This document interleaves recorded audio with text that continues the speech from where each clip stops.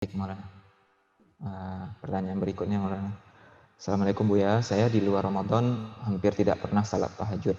Padahal saya sangat ingin untuk melakukan salat tahajud supaya digolongkan sebagai orang ahli tahajud. Saya sebelum tidur selalu berdoa agar bangun di setiap salat saya, agar dibangunkan oleh Allah Subhanahu wa taala. Tapi saya seringnya bangun pas sudah azan subuh. Sekali-sekali saya bangun untuk tahajud. Nah, di saat itu saya menangis dan berdoa kepada Allah supaya saya dibangunkan seperti ini setiap hari. Tapi besoknya malah saya tidak bangun tahajud lagi, hanya sesekali saja. Tapi alhamdulillah Ramadan ini saya bisa bangun untuk tahajud walaupun tidak setiap hari. Ini sumbernya dari saya sendiri dan apa gangguan syaitan atau gimana Bu ya? Mampu jelasin Bu ya? Allah ingin lagi kasih tahu bahwa kalaupun kamu bangun tahajud, itu aku yang membangunkan. Bukankah kita baca doa bangun tidur, Alhamdulillahi ahyana. Terima kasih ya Allah yang mengembalikan hidupku. Gitu. Jadi tidur itu bagian dari kematian. Akhul maut malah ya, saudara kematian. Jika Allah Subhanahu Wa Taala ingin membangunkan kita, Allah bangunkan. Mulai Ramadan ini, nanti setelah ini coba wiridkan dulu witir sebelum tidur. Biasanya kalau sudah lewat 40 hari witir sebelum tidur, Allah berilah hadiah nanti bisa bangun di akhir malam. Mungkin setengah jam dulu, 15 menit dulu sebelum subuh itu udah cukup. Nanti mungkin 10 hari ke depannya atau 40 hari ke depannya udah jadi habit. Biasanya orang jadi habit itu 40 hari. Makanya khalwat-khalwat, suluk-suluk itu memang idealnya 40 hari. Tapi jika tidak, ya Allah bisa merubah seseorang meskipun hanya semalam.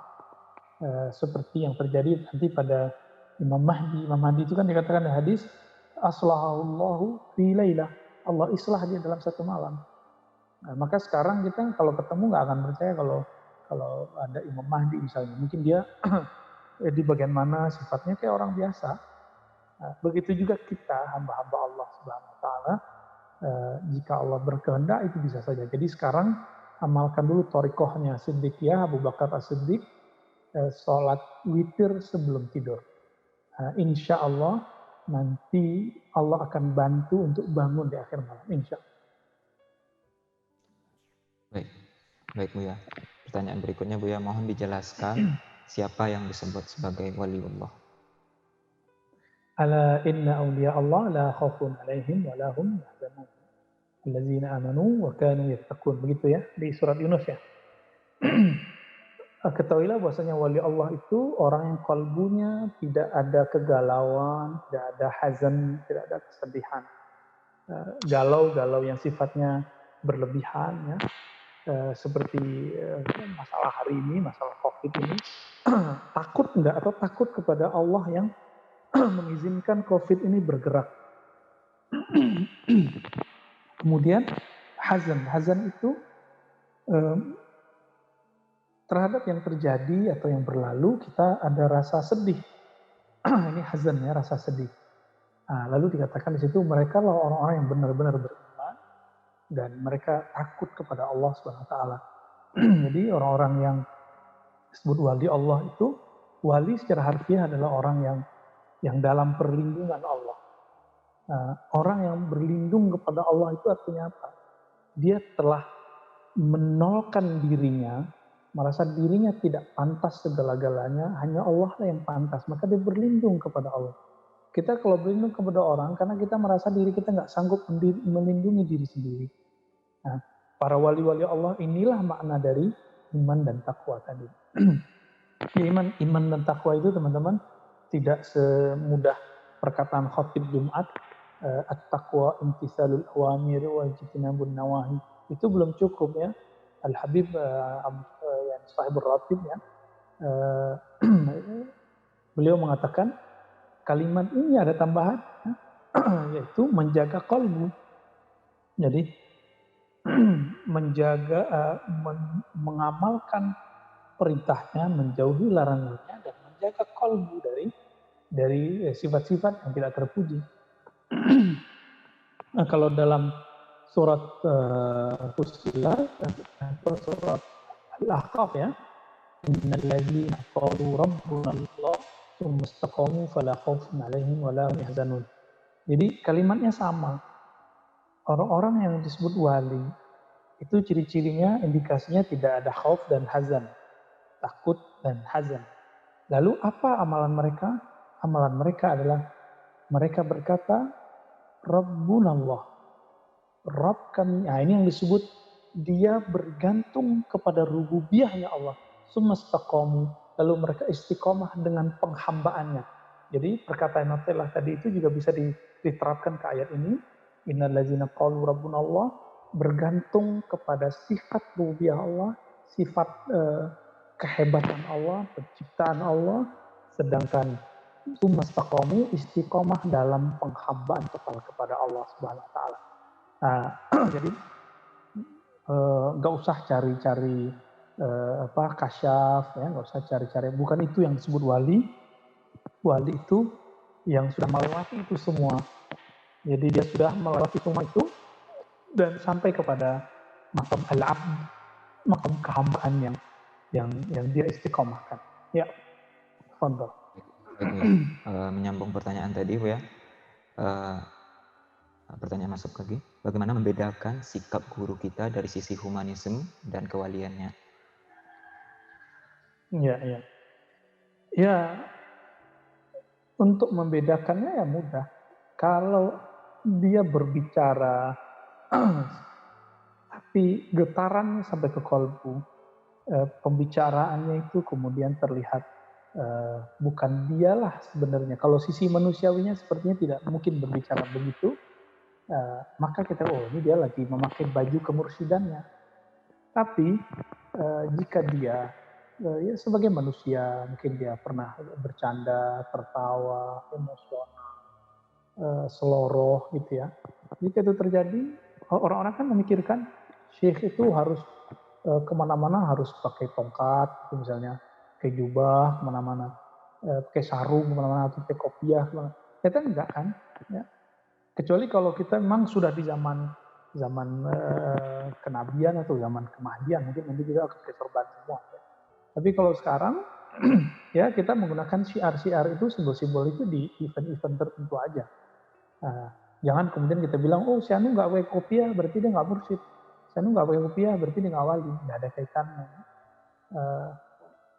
Kalau seandainya kopiah seperti ini itu wali, ya tinggal berarti saya yang paling banyak kopiahnya, lebih banyak walinya daripada teman-teman semua. Ya, jadi gimana membedakannya? Cukup tasdik saja. Ini guruku, dia punya sisi manusiawi, tapi dia juga punya sisi nur keilahian di kalbunya. Nah, itu yang kita butuhkan. Jadi jangan pernah memaksumkan guru. Guru nggak maksum. Siapa yang mengatakan gurunya tidak pernah berdosa, ini orang lebih parah dari kelompok Syiah. Ya. Karena Syiah hanya mengatakan itu kepada ahlu bait, imam-imam ahlu bait, keturunan Rasulullah. Ini mursyid kita belum tentu zuriat Rasulullah. Masa dikatakan maksum? Tidak mungkin ya. Kalaupun salah dan itu sisi manusiawi, kita bisa ajak dia berbicara. Ini disebut an-nusu. Jadi nasihat itu bukan menggurui. Nasihat itu adalah obrolan tulus. Maka an-nasihah yakni khulusun niyah fil qalb. Ketika orang tulus niatnya dalam kalbunya untuk menyampaikan sesuatu, itu disebut nasihat. Ya, lanjut. Baik, Maulana. Ini pertanyaan, bagaimana kita untuk menyikapi keadaan di mana seorang istri ingin meningkatkan ibadah ruhaniyahnya, sedangkan pasangan atau suaminya kurang memberikan dukungan dalam hal ini. Oh, nggak usah khawatir ya, ibadahnya istri itu adalah ketika berkhidmah kepada pasangan. Jadi kalau memang pasangannya pengennya dia apa, ya ikutin saja. Nanti ketika pasangannya sudah istirahat, baru kita kemudian bertawajuh menghadap kepada Allah SWT. Bukankah Asia berhasil melakukan itu? Sehingga diabadikan dalam Al-Quran, disebutkan, digandengkan namanya dengan Maryam. Padahal suaminya Firaun melarang dia untuk menyembah Allah Subhanahu wa taala. Tapi dia tetap kenapa? Karena dia menerima takdirnya, ridha kepada takdirnya, lalu dia jalani khidmahnya sebagai seorang pasangan, seorang istri. Jadi jangan dianggap mengabdi ke suami itu tidak ibadah. Ya, ngurusin anak itu ibadah juga. Tinggal ketulusan. Nah, ini yang perlu diperbaiki ya, mindsetnya harus diperbaiki di situ.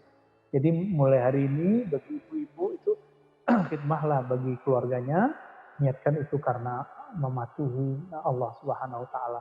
Itu juga ibadah yang luar biasa. Baik, Buya. Pertanyaan berikutnya dari Pak Galih nih. Sebelumnya saya berpaham akidah Ibnu Taimiyah dan kitab Tauhid yang dikarang oleh Syekh Shalih Fauzan. Benarkah Asy'ariyah menolak Allah di atas? Karena Asy'ariyah berpahaman Allah itu ada di mana-mana. Mungkin diluruskan juga nih. Dengan dikuatkan dalil Nabi Muhammad SAW bahwa beliau mi'raj naik ke atas langit, maka inilah dalilnya Allah di atas. Karena jika Allah ada di mana-mana, mi'rajnya bukan ke atas. Mohon penjelasannya. Ya. Syekh Shalih Fauzan, semoga Allah mengampuninya, beliau tidak mengerti sama sekali apa itu akidah Ahlus Sunnah Asy'ariyah. Sehingga apapun yang dia tulis tentang Asy'ari dalam bukunya, I'tiqad Ahlus Sunnah, itu tidak satupun yang sesuai dengan apa yang ditulis oleh Imam Baihaqi, Imam Asy'ari, Imam Ghazali. Tidak ada satupun yang sama. Ya, tentang sifat, tentang tawasul, tentang sifat salbiyah, tentang makna istiwa, itu satupun tidak ada yang sama. Jadi dia punya tasawur yang dia dengar dari guru-gurunya tanpa dia kemudian tabayun sendiri kepada itu. Dan kita sudah buktikan di kitab-kitabnya. Dan betul parah, sangat parah sekali. Semoga Allah mengampuninya. Ya, saya nggak merasa lebih benar dari dia, tapi kita punya sanad keilmuan, inilah garansi kita. Bagi Syekh Shalih Fauzan dan lain-lain sama ya. Allah itu di langit. Kenapa? Nabi Mi'raj ke langit. Loh, justru hadis Nabi Mi'raj ke langit itu jawaban bahwa Allah tidak di langit. Di langit pertama ketemu siapa? Nabi Adam. Langit kedua ketemu siapa? Langit ketiga ketemu siapa? Sampai ke langit ketujuh juga ketemu Allah. Ketemunya Nabi Ibrahim. Bukti bahwa Nabi Muhammad SAW tidak bertemu Allah di situ. Jadi Allah nggak benar di langit. Terus di aras dulu. Jadi bedakan tempat bertemu Allah dengan Allah bertempat itu beda. Saya bisa bertemu Allah di Ka'bah, bisa bertemu Allah di atas sajadah, bisa bertemu Allah dalam tahajud, bisa bertemu Allah dalam sakit, bisa bertemu Allah dalam dapat rezeki, bisa bertemu Allah dalam kesabaran, bisa bertemu Allah, itu bisa bertemu. Bertemu apa? Sifatnya, asmanya, kehebatannya. Tapi Allahnya tidak menyebutkan diri. Mana coba dalil yang mengatakan aku bertempat. Jadi kata istawa dalam akidah al-sunnah itu disebut dengan sifat fi'liyah. Istawa itu fi'il. Apa arti fi'il? Perbuatan. Perbuatan Allah. Allah berbuat. Jadi itu bukan sifat zat. Nah, disinilah kekeliruan dari Ibnu Taimiyah. Karena Ibnu Taimiyah mengatakan istawa bizatihi. Allah bersemayam dengan zatnya. Dan ini tidak ada di Quran. Coba kalimat bizatihi ada nggak di Quran? 7 kalimat yang menyebutkan istawa. Tidak ada satupun kalimat bizatihi. Nah, inilah kita sebut bid'atu Ibnu Taimiyah. Ya, kekeliruan, inovasi baru bid'ahnya Ibnu Taimiyah. Katanya nggak boleh bid'ah dalam fikih, kok dalam akidah buat bid'ah.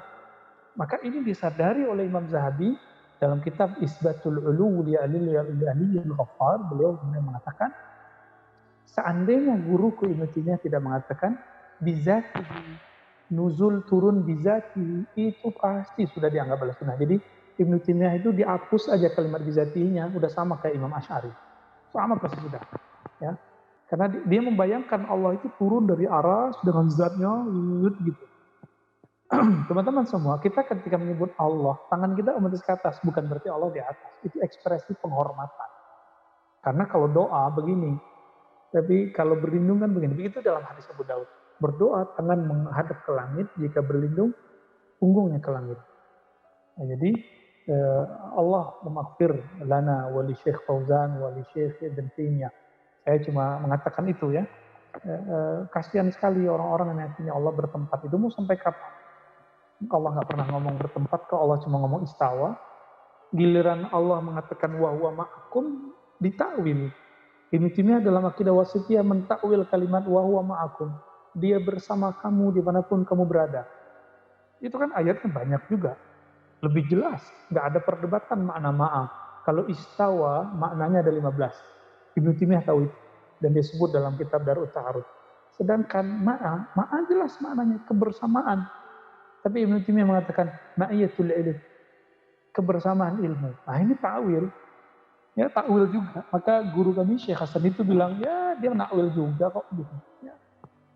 Maka beliau mengatakan kan orang-orang ini seumuran ya, beda-beda dikit. Nah, kata Syekh Hasan itu, sungguh pertanyaan paling aneh dalam tradisi keilmuanku sejak aku kecil adalah ketika orang bertanya apakah Asy'ari, Asy'ariyah, Ahlussunnah atau tidak. Apakah Asy'ari mengingkari Allah istawa? Asy'ari mengingkari Allah bertempat, tapi tidak mengingkari Allah istawa al-'arsy. Ingat, Asy'ari mengingkari Allah berpindah-pindah, tapi Asy'ari tidak mengingkari lafaz nuzul, yanzilu rabbuna. Sebagaimana tidak mengingkari lafaz wa huwa ma'akum. Jadi, Imam Asy'ari dan Asy'ariyah hanya mengingkari penafsiran mujassimah, penafsiran kelompok-kelompok yang menyerupakan Allah dengan makhluk dan benda, bukan ayatnya. Ini bedanya dengan Mu'tazilah yang menolak sifat istiwa sebagai sifat Allah dan mengatakan itu wah majazi aja. Ini beda dengan konsep majazinya para Imam Baqillani ya, pengikut-pengikut Asy'ari. Jadi kalau Asy'ari bilang majazi itu beda makna majazinya dengan kelompok Mu'tazilah ya. Dan saya menghindari kalimat majazi ya. Bagi saya istawa itu hakiki ya, hakiki. Tapi bukan hakiki menurut kita, hakiki menurut Allah. Siapa yang tahu hakiki menurut Allah? Ya. Siapa yang tahu hakiki menurut Allah? Dunia ini aja kita belum keliling semua dan kita nggak tahu. Maka sampai sekarang belum ada kata sepakat dunia ini flat atau bulat. Kita nggak tahu. Cuma ada teori yang sudah kita dengar dari kecil.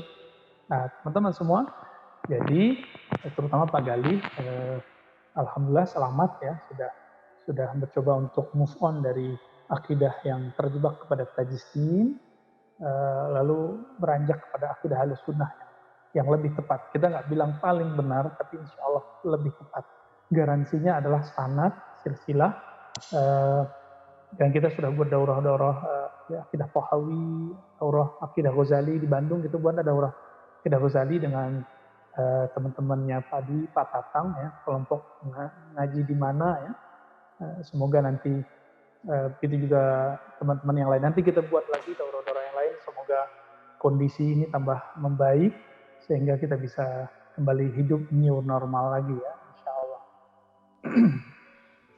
Baik Bu ya. Waktu tersisa 5 menit lagi, ada 3 pertanyaan, 2 pertanyaan fikih, 1 pertanyaan kolbu, dan 1 lagi permintaan. Kita mulai dari permintaan dulu Bu ya. Permintaannya mudah-mudahan setelah Ramadan kajian online ini tetap ada, supaya kami yang jauh-jauh masih bisa terus belajar dan menyempurnakan dalam tanda kutip pertaubatan dari Wahabi. Masya Allah. Move on, nggak tobat. Move on dari Wahabi. Ya. Kita nggak bilang tobat kok. Orang-orang yang Wahabi Salafi itu juga sebenarnya ingin benar, seperti saya dulu pernah mengalami itu. Maka saya tidak pernah benci mereka, karena semenjak dapat hadis irhamu man fil ardh yarhamukum man fis sama, sayangin yang di bumi, maka makhluk malaikat di langit akan menyayangimu. Maka saya nggak pernah lagi membenci mereka. Insya Allah nanti kita akan teruskan untuk daurah ya, daurah Ahlussunnah nanti kita akan buat. Kalau seandainya kondisi masih seperti ini, nanti kita buat daurah online, dan insya Allah next sepekan atau 10 hari nanti kita umumkan, kita kasih tahu Buya Musa nanti dan teman-teman terlibat. Kita buat ya kajian, nanti kita lihat apakah 3 kali seminggu atau 2 kali seminggu, insya Allah ya. Nanti silakan diatur Buya Musa, dan kembali nanti kita ya refresh lagi, kita kembaliin lagi tema-temanya insya Allah. Baik, jadi usulannya diterima, nanti kita buat insya Allah. Terus untuk daurah ya, nanti daurah buat tematik, ada kitab-kitab, mungkin daurah Tahawi sudah pernah ya.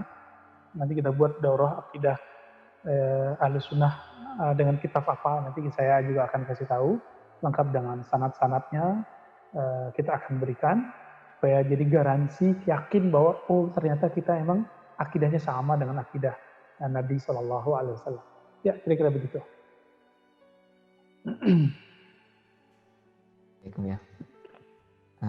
Waktunya udah mepet nih, tinggal 3 menit lagi. Ya. Buya, bagaimana kita bisa sampai pada keadaan mahabbah kepada Allah?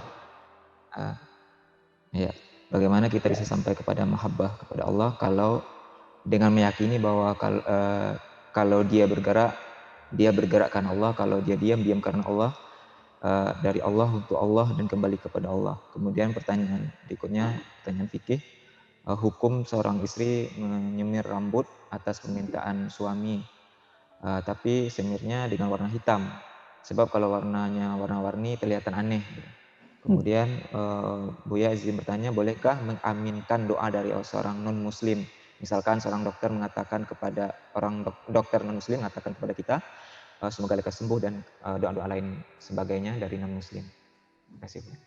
Ya, mencapai mahabbah dengan kalimat-kalimat tadi, ya itu mungkin salah satu kalimat yang diwariskan para ulama kita, salah satunya Imam Bolsan Syadzili, Imam Bapak Imam Ahmad bin Idris, ya, Al-Idrisi, dan imam-imam lain itu mereka mempunyai kalimat-kalimat seperti itu ya. Bersama Allah, kepada Allah, dengan Allah, ilallah, dan semuanya ya. Ma'allah, ilallah, billah, ilallah. Macam-macam lah ungkapan itu. Tapi kalau ingin mendapat mahabbah, di Quran itu ada beberapa ayat ya, yang menyebutkan innallaha yuhibbu wallahu yuhib. Silahkan dipelajari dan jadilah itu. Tapi pintu mahabbah itu dimulai semua dari taubah. Innallaha yuhibbut tawwabin. Allah menyukai orang-orang yang tawabin, dan itulah amalan pertama yang diturunkan Nabi Adam ketika diusir dari surga. Kemudian beliau menjejaki bumi ini dengan taubat penyesalan. Isi taubat itu penyesalan. Jadi silahkan mulai taubat, Allah akan jatuh cinta kepada kita. Yang kedua ya, almar'u ma'aman ahabba, begitu kata Nabi dalam Sahih Bukhari, seseorang akan bersama yang dia cintai. Jadi kalau penjelasan yang kalimat yang tadi itu cocok dengan ini, jika seorang sudah mencintai Allah, maka dia akan bersama Allah, kepada Allah, dengan Allah, dan segala macamnya. Dan yang terakhir ya, sebelum ya, tadi tentang nyemir. Nah, hukum nyemir nanti silakan dikonfirmasi ke Buya Asfi. Tapi di hadis Nabi, hukum menyemir dengan warna hitam itu boleh untuk dua hal, hadis ini aja. Untuk jihad, bagi laki-laki yang mau jihad, bukan untuk melamar ya. Rambut kita udah putih nih, terus mau ngelamar orang, itu nipu namanya. Bagaimana dengan perempuan? Di hadis itu dibolehkan seorang pasangan supaya pasangannya senang, itu boleh, biar nggak punya isu, nggak punya canda-candaan mau ta'adud lagi misalnya. Itu boleh saja. Tapi hadisnya dhaif ya. Lakin kam min hadisin dhaif yu'mal indal fuqaha. Tapi banyak hadis dhaif, ahli fikih pun ngamalin, walaupun tidak dijadikan hujah. Sebenarnya perempuan, laki-laki boleh nyemir dengan warna yang lain, misalnya warna merah. Karena Nabi yusbikh ya, Nabi juga mewarnai rambutnya. Kalau laki-laki boleh, ya perempuan juga boleh. Tapi nanti ini perdebatan fikih jenisnya. Silakan nanti obrolkan dengan Buya Asfi dan juga Buya Musani yang ngerti juga masalah ini. Dan terakhir tadi tentang apa? Doa. Mengaminkan doa non-muslim ya. Contohnya dari dokter. Doa non-muslim, sebenarnya semua orang itu dia menyembah Allah yang sama. Secara ontologi ya, secara hakikat, itu orang menyembah Tuhan yang sama. Namun ketika mereka masuk ke wilayah syariat, disinilah kemudian terjadi perbedaan. Ada yang menyembah Yesus, menyembah patung, menyembah macam-macam.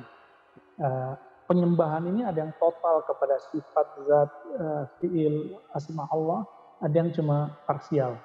Imam Al-Jili mengatakan semua orang sebenarnya menyembah Tuhan sama, tapi mereka terjebak kepada hal-hal yang parsial. Parsial itu ya, ada yang menyembah namanya, ada yang menyembah cuma sifatnya, ada yang menyembah cuma zatnya, ada yang menyembah total. Yang menyembah total inilah yang disebut ajaran Nabi Muhammad SAW. Maka kalau ada orang berdoa, secara tradisi kita boleh bilang amin, tapi secara hakikat, ya mereka apa yang diaminkan itu dia tidak tembus sebenarnya kepada Allah. Tapi ingat, ini jadi pikiran kita juga. Kenapa ada hadis Nabi, Allah akan menjawab doa 3 kelompok, dan nomor 3-nya adalah al-mazlum, doa orang yang kafir, doa orang yang dizalimi wa in kana kafiran. Doaul mazlum wa in kana kafir, doa orang yang zalim, yang dizalimi meskipun dia kafir. Apa maknanya? Sebenarnya orang kafir itu, dia di saat dizalimi dia lupa dia kafir. Di saat itu dia kembali kepada Sang Maha itu, Allah Subhanahu wa taala. Maka Allah pun terima. Jadi ini dalil bahwa doa orang kafir diterima juga kalau dizalimi ya. Gimana kalau dokter nggak maksud dizalimi kalau dia tidak sampai kepada terjepit. Jadi intinya terjepit. Amma yujibul muttarra idza da'ah, dalam surat Zumar, siapakah yang akan menjawab doa-doa orang yang terpaksa terjepit. Jadi teman-teman semua, beda kita dengan dukun-dukun itu ya. Satu aja, dukun-dukun itu kok mustajab gitu ya, kok ampuh mantra-mantranya, karena dia bermantra dan dia merasa selalu darurat, merasa terpojok terus karena ada permintaan, terus gimana ya dia cari doa dengan sifat keterpaksaannya kepada Allah, sedang Allah harus jawab. Namun ini disebut istidraj. Istidraj itu lawan dari nikmat. Allah beri, tapi sebenarnya pemberian itu membuat bertambah kemurkaan Allah kepadanya. Na'udzubillah min dzalik. Jadi secara uruf boleh-boleh saja, secara tradisi, tapi secara rohani nggak ada manfaatnya. Kira-kira begitu teman-teman semua. Insya Allah